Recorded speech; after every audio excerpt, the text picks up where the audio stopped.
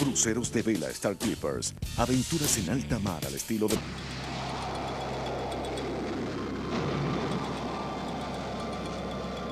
Las imágenes fotográficas son tan fundamentales en la actualidad que resulta casi imposible imaginar nuestro mundo sin ellas.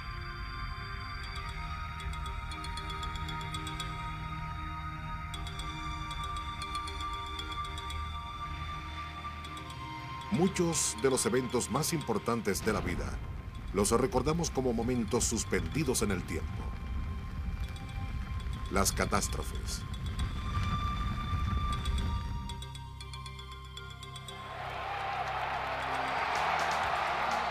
Y las celebraciones importantes. Y todo se debe a los beneficios de la cámara.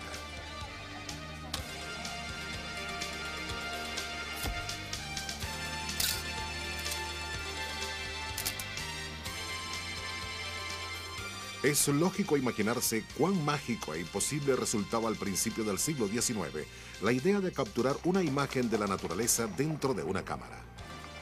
Pero tres poderes impulsarían la invención de la cámara: deseo artístico, curiosidad científica y el sector financista. Y tres hombres muy distintos competirían para inventar la fotografía. A continuación, en Maravillas Modernas, la luz capturada, la invención de la fotografía.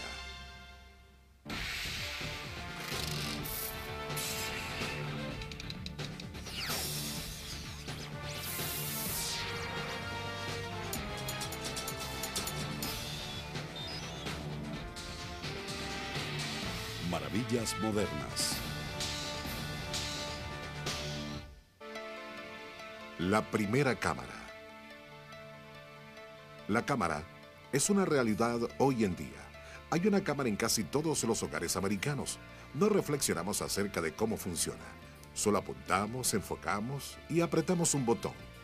Esta maravillosa caja pone un amplio mundo en nuestras manos. Pero la cámara en realidad no es un aparato muy complicado. He aquí cómo funciona. Cuando enfocas una imagen con la cámara, la luz que refleja esa imagen entra por la lente en forma invertida y plasma un dibujo cabeza abajo en la película al fondo de la cámara. Llevamos la película a revelar y esta es sumergida en una solución química y aparece una imagen en negativo, de la cual se imprimen las fotografías. Curiosamente, un prototipo rudimentario de cámara fue usado hace casi 1000 años. En el siglo XI, los astrónomos en Arabia usaron una cámara para seguir el curso de las estrellas. Esta cámara era una habitación oscura con un agujero en una de las paredes. On the wall opposite the hole, you would see projected upside down the very image of what was outside the window. And this discovery was called the camera obscura. The word camera means room. The word obscura in Italian means dark. La cámara obscura se convirtió en un instrumento de trabajo popular entre los artistas. Quienes son asiduos visitantes de museos se sorprenderían al saber que en el siglo XVIII muchos pintores famosos calcaban sus motivos usando una cámara obscura. Art began to call for, to demand that a way be invented, a way be devised, that the actual world, reality, could be recorded more faithfully than it had been recorded before. El problema al dibujar usando la cámara obscura era que si el trazado del pintor no era muy bueno, el dibujo tampoco lo sería. Las cámaras reproducían perfectamente el reflejo de la luz, pero cuán grandioso sería hacer esa imagen permanente. Inventar la fotografía requeriría algo más que un deseo artístico. Requería curiosidad científica. Simplemente, la fotografía no se entendería sin previo conocimiento del comportamiento de los químicos ante la luz. El inventor de Chalon-sur-Saône. Hace más de 3000 años, las primeras civilizaciones observaron que la luz solar decoloraba las telas, pero no sabían por qué. Pasarían siglos antes de que se realizara algún descubrimiento de importancia acerca de la sensibilidad química a la luz. En los años 1700, Johann Heinrich Schulze trabajaba con cloruro de plata cuando descubrió que las partículas de plata cambiaban de color luego de ser expuestas a la luz solar. And he would make little experiments, almost games for his friends, where he would take a flask and fill it full of this solution of chalk and silver chloride, and he'd put the stencil on the flask, hold it in the light for a while, then take the paper away and the silver black and oxidized in relation to light. Pero él no continuó investigando. El descubrimiento de Schulze pasaría a ser solo un principio básico de la fotografía. Ahora se conocían las herramientas necesarias para crear una imagen. Los comienzos del siglo 1800 fueron tiempos de abundantes inventos y de la revolución industrial. La competencia por patentar y proteger las ideas propias era tenaz. En el centro de Francia, un inventor humilde aportaría una gran contribución al desarrollo de la cámara de Trípode, pero en realidad estaba tratando de inventar algo muy diferente. En 1816, en un poblado francés cerca de París, Joseph Niepce se interesó en mejorar el nuevo arte de la litografía para poder hacer copias de obras de arte ya existentes, pero él necesitaba dibujos para hacer experimentos y Niepce no sabía dibujar ni una semilla. Él decidió hacer sus dibujos con la ayuda de la luz, una idea mucho más complicada que mejorar una litografía, y que de hecho ya otros grandes pensadores habían abandonado anteriormente. Niepce construyó una pequeña cámara oscura un poco más larga en sus costados. Él sabía de los experimentos de Schulze con plata sensible a la luz, así que colocó un papel cubierto con cloruro de sodio en el fondo de la cámara.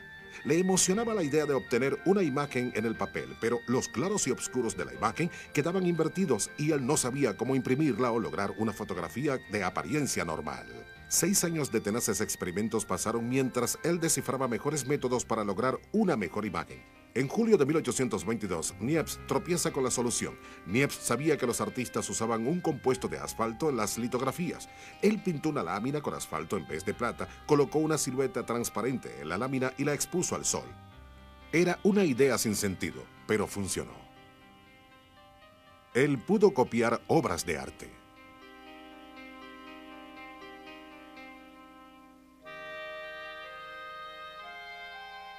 En el verano de 1826, un intento aún mejor vendría. Niepce tuvo éxito en el sueño de muchos hombres. Capturó la imagen reflejada de la luz. He used a crude camera obscura that he had, and he put the plate in the back of the camera obscura, stuck it out the window of his studio, and exposed it to the view out there for 8 hours. El resultado, lo que muchos consideraron la primera fotografía, la vista desde la ventana de su casa de campo. Niepce llamó a este invento heliografía. Poco después de su descubrimiento, él recibió una carta de un desconocido en París, quien para horror de Niepce sabía de sus experimentos. El desconocido quería saber el secreto de Niepce para crear una heliografía y le dijo que él también estaba trabajando en la obtención de fotografías en base a la luz. Niepce temió que robaran sus ideas e investigando acerca del autor de la carta, quien firmaba Daguerre, descubrió que era un respetado crítico de arte. Niepce le contestó de manera cortés, pero no reveló su secreto. Poco después de recibir la carta, Niepce viajó a Londres, pero se detuvo en París, donde repentinamente decidió presentarse ante el desconocido apellidado Daguerre. Louis-Jacques Daguerre no solo era un artista, sino también el copropietario de una galería llamada Diorama. The diorama was like Grumman's Chinese Theater in Hollywood, a place that everybody knew about. It was a mecca for tourists. It was a cornucopia of money. It was highly profitable, and it made him famous. El público observaba con asombro cómo los grandes paisajes pictóricos parecían convertirse en otros paisajes diferentes debido al efecto de la luz y a lienzos pintados con luminosidad. Daguerre usó la cámara oscura para dibujar perspectivas correctas en sus grandes pinturas. Él compró las lentes para su cámara al mismo optometrista que le vendió los suyos. De hecho, fue el optometrista quien le contó a Daguerre acerca de los experimentos de Niepce con la cámara. Finalmente se conocieron en enero de 1927. We know Daguerre to be a very charming man. I mean, part of the theatre world. He knew how to smooth palms and get his own way and so on. I think Niepce was quite impressed. Niepce apuró su viaje a Londres, pero se enteró que un revés en la fortuna familiar lo había dejado en la quiebra. Pero estaba más decidido que nunca a continuar sus experimentos con la cámara. E igualmente decidido estaba el empresario de museos parisense, Louis Daguerre. Pronto, Niepce y Daguerre se asociarían en una carrera que terminaría en grandeza para uno y anonimato para el otro.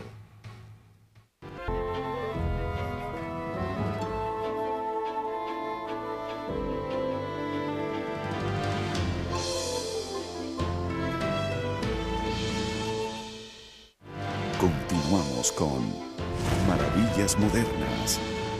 Los dos hombres que trabajaban en el descubrimiento de la fotografía contrastaban en personalidad. Niepce era modesto, cortés y de confiar. Daguerre era exhibicionista y un poco corriente. Niepce tenía estudios científicos en su currículum, pero Daguerre solo tenía una educación pobre. Aún así, Daguerre estaba obsesionado con fijar una imagen en una cámara, pero su ignorancia en química y física le impedían continuar sus investigaciones. Cuando Daguerre se enteró de los experimentos de Niepce, se motivó aún más en perseguir la misma idea. Luego de su encuentro en París, Daguerre escribió varias cartas aduladoras a Niepce y él le decía que continuaría con las investigaciones para lograr una imagen con una cámara. Daguerre, I think, had kind of fooled Niepce into thinking that he'd got a lot further with his experiments than he actually had. 2 años más tarde, en 1829, Niepce hizo un nuevo descubrimiento y envió los resultados a Daguerre. Niepce había tenido éxito en lograr una naturaleza muerta con su pequeña cámara y le notificaba de sus intenciones de publicar su trabajo. Daguerre pensó que esto produciría ganancias y él quería parte de ellas. Daguerre le recomendó retrasar la publicación hasta que se perfeccionara el proceso. También le ofreció su colaboración y dijo tener una lente 13 veces más rápida que la de Niepce, afirmación esta que resultó ser una gran exageración. Pero Daguerre convenció a Niepce con sus argumentos y Niepce acordó no publicar sus descubrimientos. Compañerismo. Niepce tenía ya 64 años de edad. Estaba cansado y en la pobreza. Él trabajó solo por 13 años y creyó que no podría perfeccionar completamente el proceso sin una lente mejorada. Por lo contrario, Daguerre tenía 42 años, estaba en la flor de la vida, lleno de energía y seguro de que la heliografía podría llegar a ser tan exitosa como el diorama. Seemed to Niepce that it would be a good idea to hook up with this entrepreneurial younger man who was already quite a famous figure in Paris and who was well connected, that perhaps as a collaboration, this would be a better way to go than experimenting on his own. Daguerre viajó a la casa de Niepce y los dos hombres firmaron un contrato de sociedad por 10 años, pero en los primeros 4 años de trabajo individual, ninguno de ellos había hecho descubrimiento alguno.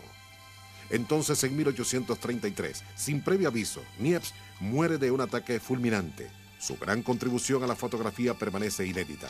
Sus deudas eran cuantiosas y su hijo Isidoro se vio obligado a vender las propiedades de la familia. Sin embargo, Isidoro heredó la participación de su padre en la sociedad con Daguerre. 2 años después de la muerte de Niepce, Isidoro recibió una carta urgente de Daguerre. Después de una larga espera, Daguerre había hecho un descubrimiento revolucionario. Había encontrado un método nuevo para obtener una imagen con la cámara. Daguerre trató una lámina de plata con químicos y la colocó en la cámara, pero en vez de dejar la lámina en la cámara hasta que apareciera la imagen, la retiró inmediatamente y la calentó sobre vapores de mercurio. Pronto apareció una imagen, pero lucía como una imagen añeja. Este fue un descubrimiento importante que cambiaría el curso de la fotografía. No hay registros de los lineamientos que llevaron a Daguerre a este descubrimiento. We like to think that discoveries are done by geniuses who cry eureka, after a moment of flash of inspiration. But I think, in fact, the invention was a somewhat gradual one. Isidoro Niepce viajó a París. Daguerre entregó al hijo de Niepce un nuevo contrato. Él cambió el nombre de la firma de Niepce y Daguerre a Daguerre y Niepce. Daguerre inherited all of the notebooks and research of his partner, and those notebooks were valuable and allowed Daguerre, who was himself an artist and not a scientist, to actually go ahead and successfully make a photograph as we know it today. En su típico estilo teatral, Daguerre anunció públicamente su descubrimiento, pero este era prematuro. Un gran problema quedaba por resolver. Él pudo obtener una imagen, pero no podía hacer que esa imagen fuera permanente, ya que cuando era expuesta a la luz del sol, la imagen se desvanecía. Un caballero a través del canal. Habría perturbado mucho a Daguerre el saber que él no era el único que se estaba acercando a la solución de este acertijo. De hecho, un inglés de 33 años de edad llamado William Henry Ford Talbot estaba trabajando en la misma idea.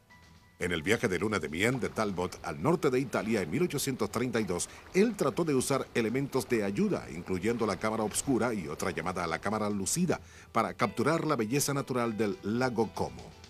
La cámara lucida usaba un prisma para reflejar el motivo a pintar sobre un pedazo de papel. Talbot delineó el reflejo del hotel y del lago. And he looked at the drawings that he made, and because he was a smart man and essentially a pragmatic man, he said to himself, these drawings are terrible. These are terrible. It was a magical moment.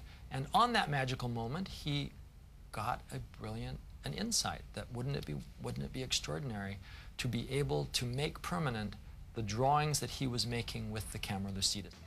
Ignorante de los trabajos de Niepce y Daguerre, Talbot comenzó a experimentar con cámaras diminutas. We have to realize that Talbot wasn't just a kind of arbitrary tinkerer. This was a man who was probably as well educated as any man in Europe was at this time. Sus conocimientos en química y optometría guiaron sus experimentos. Conociendo la sensibilidad de la plata a la luz, Talbot trabajó activamente hasta que hizo un descubrimiento. Aplicó una solución de plata sobre un papel y luego aplicó nitrato de plata, lo cubrió con una lámina de vidrio y lo expuso a la luz solar. Talbot pudo reproducir una imagen en el papel casi inmediatamente, a la que llamó claro-obscuro.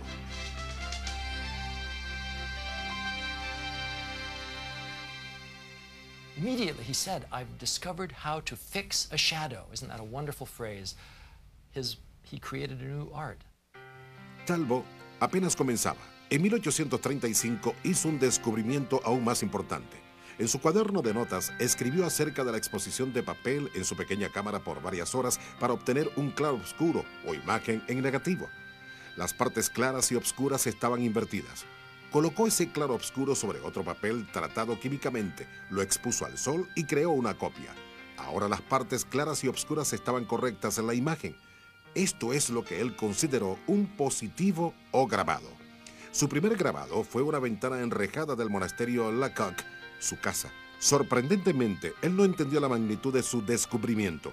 Talbot cerró su cuaderno de notas y tornó su atención hacia los últimos trabajos de otros. Un paso más cerca. A menos de 200 millas de distancia, Daguerre continuaba trabajando obsesivamente en su laboratorio al otro lado del canal. Probó químico tras químico sobre sus láminas de plata. Daguerre estaba decidido a fijar la imagen en la cámara y que no se desvaneciera. No salió de su laboratorio durante días y abandonó sus propios negocios y familia. Luego de 2 años de lucha, en 1837, Daguerre anunció que había encontrado la solución. Daguerre nuevamente envió por Isidoro. Cuando Isidoro llegó a París, Daguerre triunfante le reveló su descubrimiento. Lo que Daguerre había descubierto era realmente simple.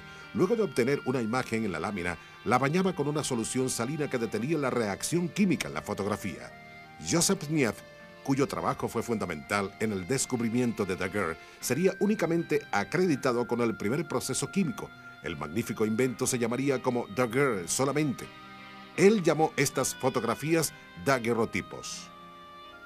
El hijo de Niepce, Isidoro, estaba furioso. Le dijo a un amigo, su comportamiento no ha sido más que una bajeza altamente vergonzosa y despreciable.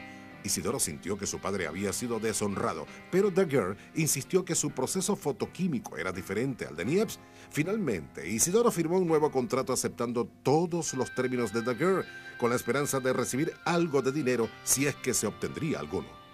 Daguerre llevó su increíble descubrimiento a la Academia Francesa de Ciencias. En enero de 1839, la Academia anunció el descubrimiento hecho por Daguerre, pero sin dar detalles. La carrera por la fama. En los últimos 4 años, el inglés William Talbot no había continuado experimentando con la cámara. Sus pensamientos estaban lejos de las imágenes en claro oscuro cuando leyó acerca del invento de Daguerre en el Times de Londres, 2 semanas después de su publicación. Talbot estaba horrorizado de que Daguerre estuviera obteniendo los méritos de un proceso que él mismo había descubierto. He immediately resurrected his old experiments, made a few new ones, and 2 weeks later, on January 25th of 1839, which is what I call the birthday of photography, Talbot made a presentation to a group of people, to a group mostly scientists, in London, where the first public exhibition of photographs was made. El aporte de Talbot en el desarrollo del proceso llamado negativo-positivo fue crucial para la fotografía actual, pero él solo obtuvo muy poco reconocimiento, 0 ganancias y un gran problema. Por otro lado, Daguerre sería el único en ganar fama rápidamente.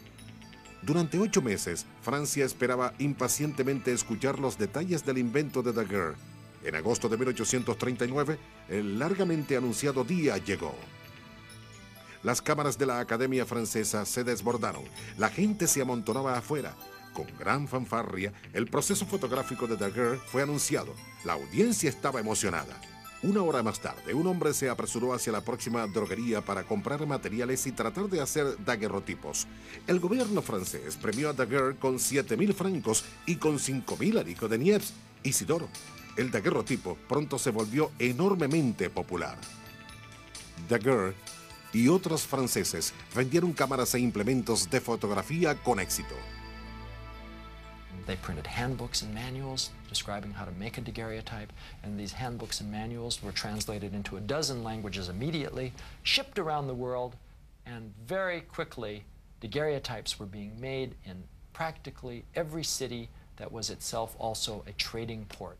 El gobierno incitó a Daguerre a continuar las investigaciones, pero Daguerre sabía que su mayor logro en la vida ya había sido alcanzado. Se retiró a una pequeña ciudad en las afueras de París.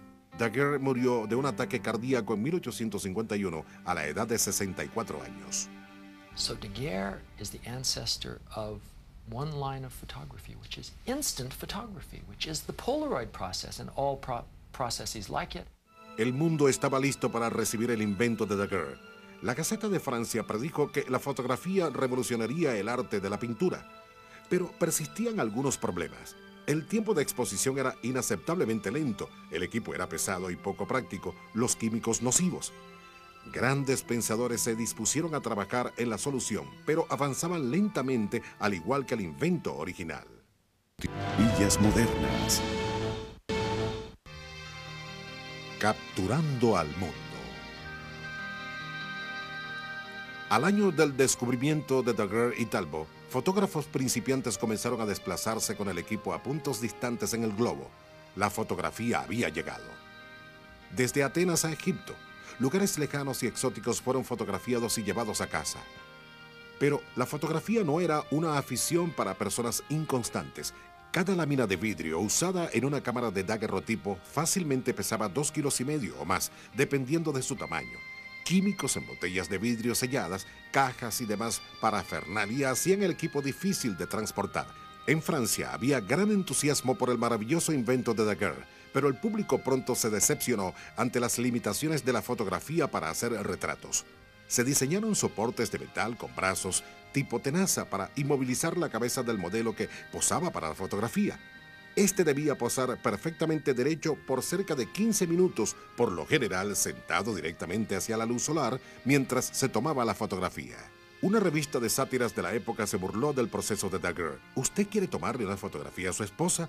Fije su cabeza en una columna de hierro provisional para lograr la inmovilidad necesaria. Apunte la lente de la cámara a su rostro y cuando usted tome la foto, ella no se parecerá a su esposa, sino a su cotorra o a una fuente de agua o algo peor. Lo engorroso de hacer un retrato era solo una de las desventajas de la fotografía de entonces. Si una lámina era revelada incorrectamente, la imagen se desvanecía. El papel usado para las fotografías era defectuoso y los químicos apestaban y eran tóxicos. Aún así, era un negocio rentable. William Talbot retomó las investigaciones que había abandonado 4 años atrás. Él sabía que su método inicial era lento e imperfecto, pero pronto dio con una mejora importante al exponer papel humedecido en vez de papel seco en la cámara por corto tiempo. Él pudo obtener una imagen después del tratamiento con químicos en el papel. El proceso era más rápido y la imagen más nítida. Talbot llamó las fotografías obtenidas con este método calotipos, del griego, hermosas pinturas. Su madre le recomendó llamarlas talbotipos y ella así lo hizo hasta el día de su muerte. Con este proceso químico más rápido, Talbot ahora podía hacer retratos. La fotografía de su esposa tomada en 1844, uno de sus primeros calotipos, aún existe. Ella posó solamente 15 minutos para este. Durante los siguientes 20 años, Talbot continuó mejorando el revelado y longevidad de las fotografías, pero nunca ganó dinero por sus inventos, aunque trató de patentar sus ideas. Talbot did the unusual.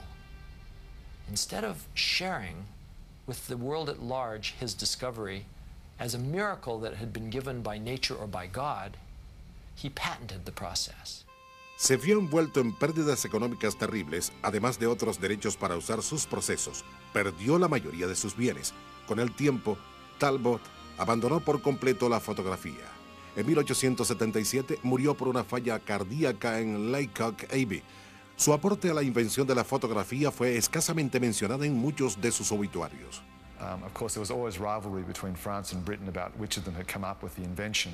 But Talbot is widely recognized as the founding figure for the kind of photography we use today, paper-based, negative, positive photography. In that respect, Talbot is definitely the founding figure. Retratos. Ahora que los retratos eran posibles, su demanda entre una amplia variedad de público creció rápidamente. Aunque parezca extraño, hoy en día órdenes de fotografías de miembros de la familia que habían fallecido no eran inusuales. La tasa de muerte en los años 1800 era bastante alta, especialmente entre los niños. A veces los muertos eran acomodados en sillas o sus cuerpos colocados en vívidas poses. Esta práctica fue descontinuada al final del siglo, cuando por razones de salubridad, Austria y otros países finalmente prohibieron a los familiares llevar niños fallecidos a estudios fotográficos. En los Estados Unidos, los daguerrotipos llegaron a ser muy populares. En 1815 se exhibían en muchas galerías. Well, it's hard for 20th century people to realize quite how amazing it was to experience a daguerreotype for the first time, say in the 1840s. They came in these beautiful leather packages like a piece of jewelry. And in fact, when you opened up and you saw the image, which of course is on a silvered plate, it flashes at you like a beautiful jewel. Celebridades, jueces, gente común y presidentes, todos listos para una fotografía. En 1864, Abraham Lincoln posó para el retratista americano Matthew Brady. Todos tenemos una copia de esa fotografía y la mayoría no lo sabemos. Es el retrato en el billete de $5. Tan pronto como los retratos fueron posibles, se hicieron muy populares. Al igual que en la pintura de esculturas, los fotógrafos inmediatamente comenzaron a fotografiar desnudos con fines artísticos y pornográficos. Métodos mejores. Desde 1840 hasta comienzos de 1860, el daguerrotipo tuvo una época gloriosa, pero para mediados de la década sus días ya habían terminado. Las fotografías eran tan frágiles que debían ser selladas bajo vidrio para protegerlas del contacto de dedos y de la dañina oxidación. Los daguerrotipos no revelaban bien y un retrato hecho por un fotógrafo de renombre podía costar hasta $1000 comparativamente a los precios de la actualidad, pero algo vino a tomar su lugar. El escultor inglés Frederick Scott Archer logró un avance tan significativo en la fotografía que muchos dejaron a un lado los daguerrotipos y calotipos para apoyarlo. Archer nombró este método collodium. Él cubrió una lámina de vidrio con un compuesto de goma y éter. Se podían realizar incontables reimpresiones de esta lámina y las imágenes eran de color rosado intenso. El método collodium prevalecería hasta 1880, cuando sería reemplazado por las láminas al seco. Pero a pesar de estos avances, la fotografía continuaba siendo una afición engorrosa y esquiva. The early chemistry was, for the most part, fairly toxic. People became ill, deranged, and otherwise sick from constant exposure to different kind of photographic processes and fumes. Avances revolucionarios tuvieron que esperar por mentes visionarias que redefinieran la cámara. Un joven se adjudicaría esta visión y sería el responsable del prototipo de la cámara que conocemos actualmente. La fotografía no fue un invento perfecto desde su nacimiento, pero durante su primera década muchos aficionados la mejoraron.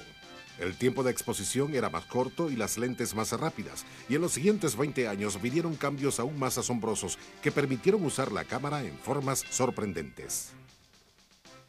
From the moment that the photograph was invented, the very fact of seeing that small image on a piece of silver was an enormous incentive to try to find ways to expand it even further. How do we make it bigger? How do we make multiples? How do we eventually get to a faster film so that we can stop action?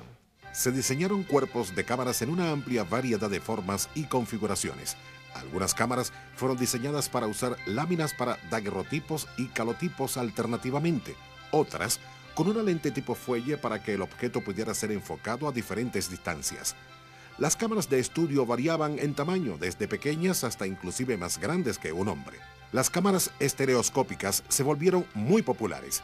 Pares de imágenes que eran enfocadas con una cámara estereoscópica se fundían en una sola, produciendo la ilusión de una imagen en tercera dimensión. El topógrafo André Disdery diseñó una ingeniosa cámara en 1884 que permitía que varias exposiciones o negativos en secuencia fueran plasmadas en una sola lámina. Él los llamó carta de visita o mapa de visitas. Tuvieron gran aceptación y no eran costosas.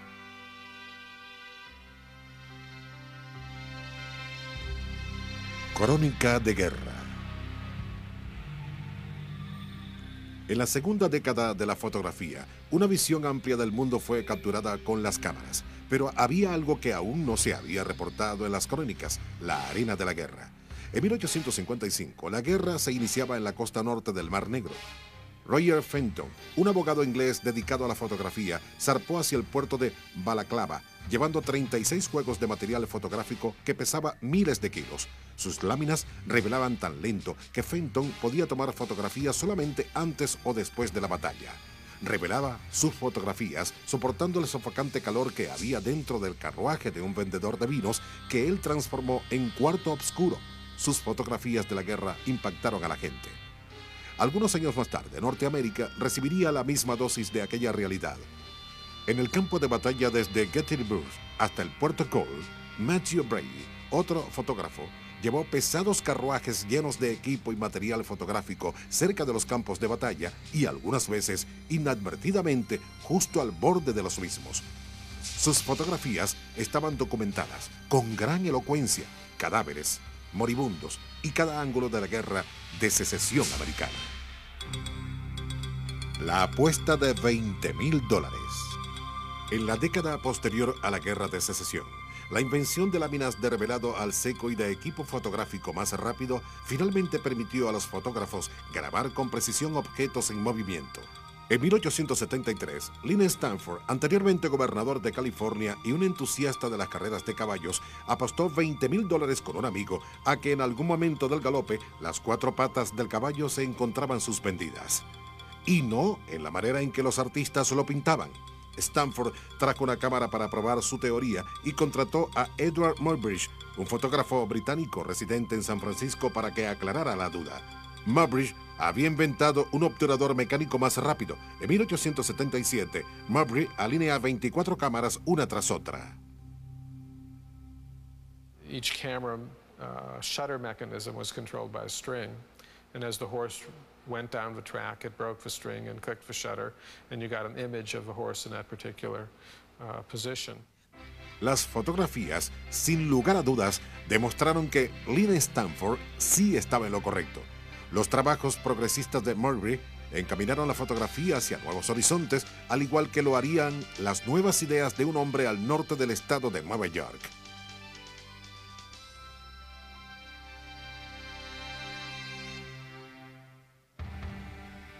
El latonero. Un joven banquero de Rochester, Nueva York, se aficionó a la fotografía durante los años 1870. Su nombre era George Eastman.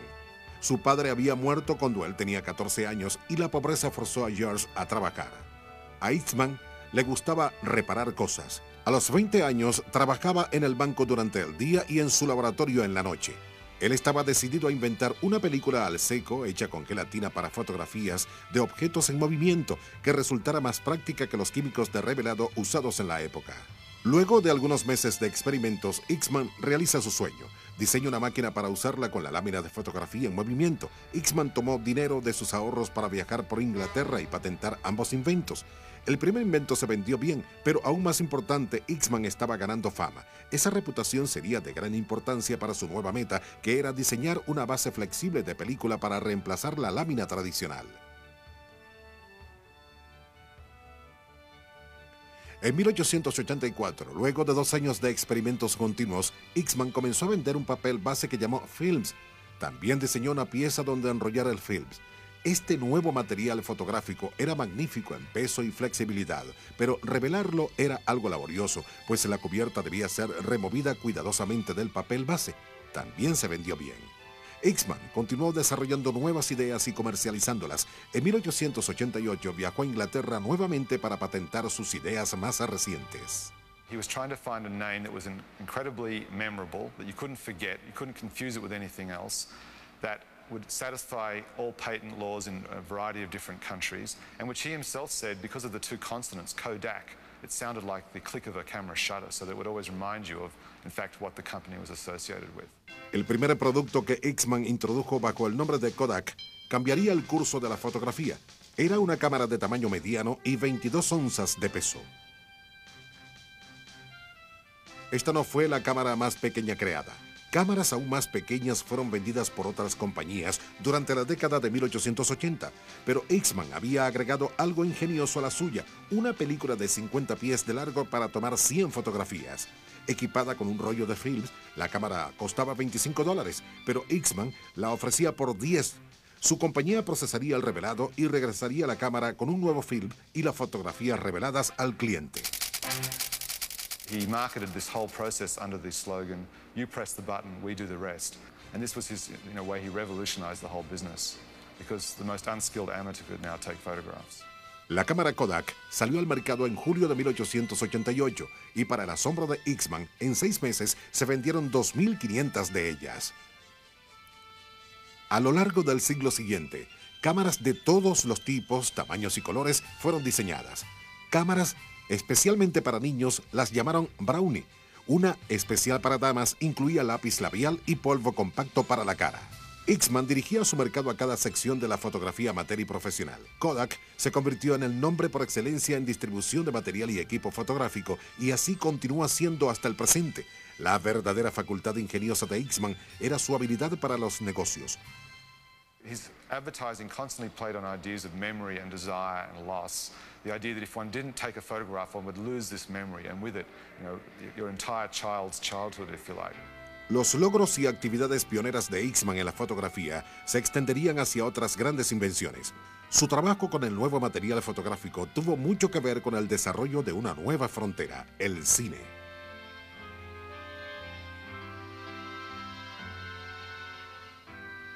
Nuevos lentes, nuevas cámaras y una nueva centuria trajeron grandes cambios en la concepción general de la fotografía y el uso que se le daba.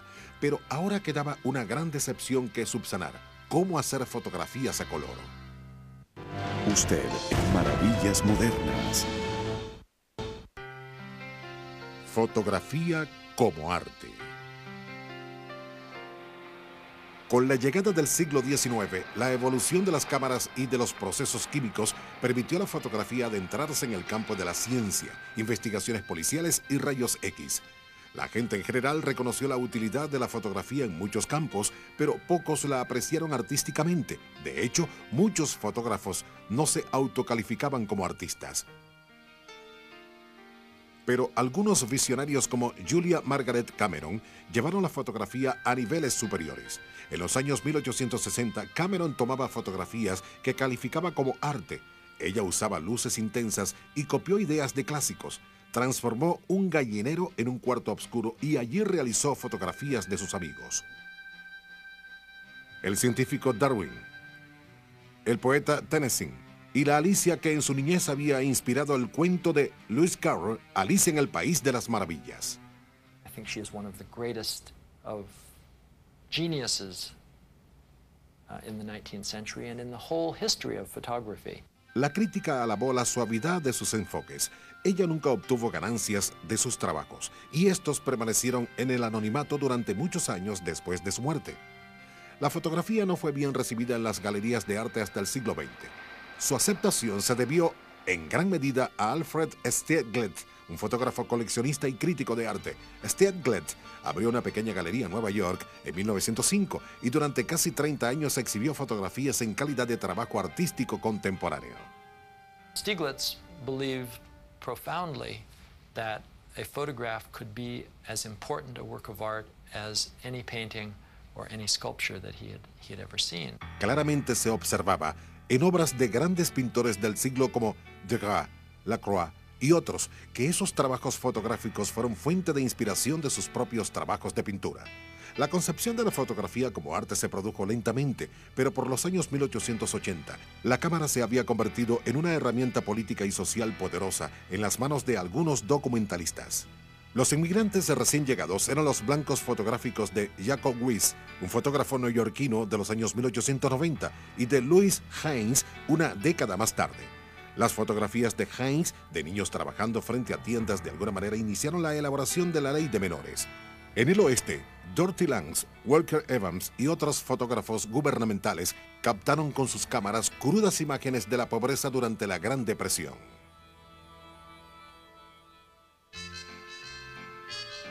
A color. Durante sus primeros 50 años, la cámara se vio bastante limitada por las expectativas lumínicas.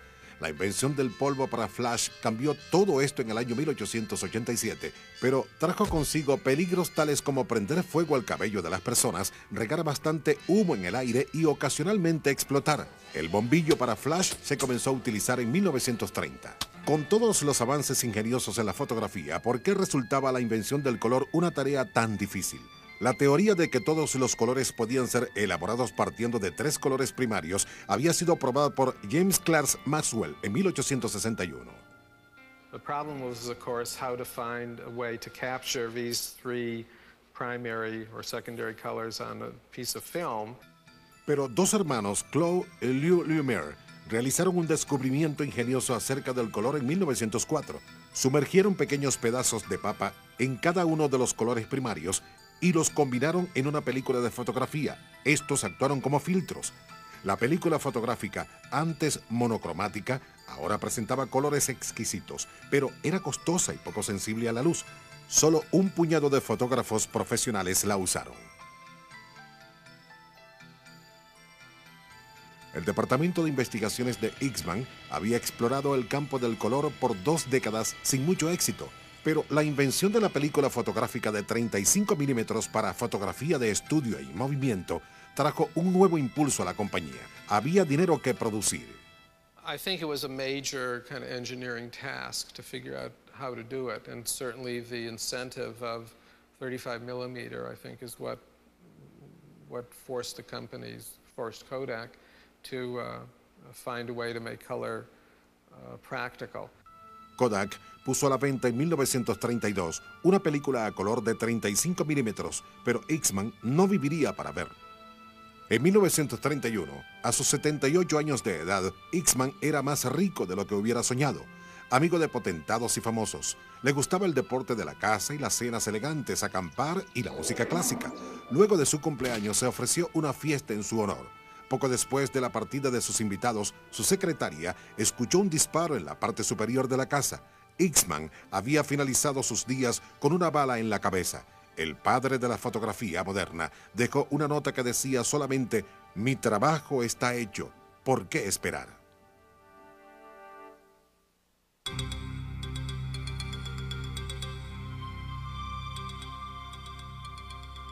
En 2 décadas, un joven astuto en los negocios como lo fue Eastman y tan visionario como lo fue Henry Ford llevarían la fotografía a sus inicios.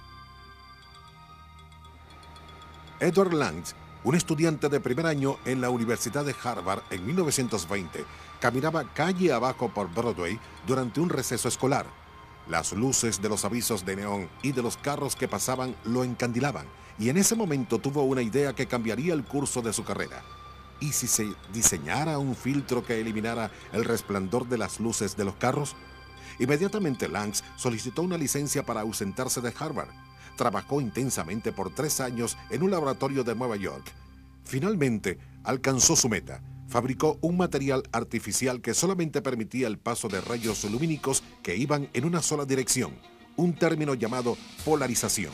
El resultado, no más resplandor. Pero la Kodak inmediatamente interpretó el potencial de este producto como filtro para las cámaras. En 1934, Kodak firmó un contrato con Lange. Ahora él estaba en el negocio. Lange No estaba pensando en la cámara cuando realizó el invento, aun cuando él acababa de sentar las bases necesarias para un gran descubrimiento en la fotografía, descubrimiento este que él mismo, Lang, realizaría 10 años más tarde. Lang alcanzó su más grande descubrimiento de la misma forma en que lo hizo con su invento inicial, a través de una idea repentina. Lang se encontraba en un viaje familiar en Santa Fe, México, en 1944, cuando su hija de 3 años de edad le preguntó por qué ella tenía que esperar para ver una fotografía que él le había tomado. En ese momento visualizó los elementos necesarios para hacer una fotografía casi instantáneamente. Inmediatamente se dio cuenta que sus trabajos en plástico y polarizadores habían sentado las bases para el proceso de revelado instantáneo de fotografías, pero tomaría 3 años de investigaciones para desarrollar la idea en un prototipo funcional. La película fotográfica de Lang consistía en una lámina de positivo y negativo con un sello en medio. Cuando el fotógrafo retiraba el film usado de la cámara, los químicos se regaban entre las dos láminas, procesando y revelando la película en cuestión de minutos. En 1948 se vendió la primera cámara de Lang a $89,50 a George Marsh en Boston. Más de 5 millones de ese mismo tipo fueron vendidas en el primer año. Hoy en día, las cámaras Polaroid son populares en todo el mundo. Sus imágenes positivas directas son el equivalente al daguerrotipo. It's hard to imagine at this point in time a world without photography. I think it's changed the entire human consciousness of the way that we look at and perceive and deal with the real world. La ambición de hace muchos siglos de capturar la imagen reflejada de la luz resulta tan mágica hoy en día como lo fue entonces, y es posible gracias a un simple pero ingenioso invento: la cámara.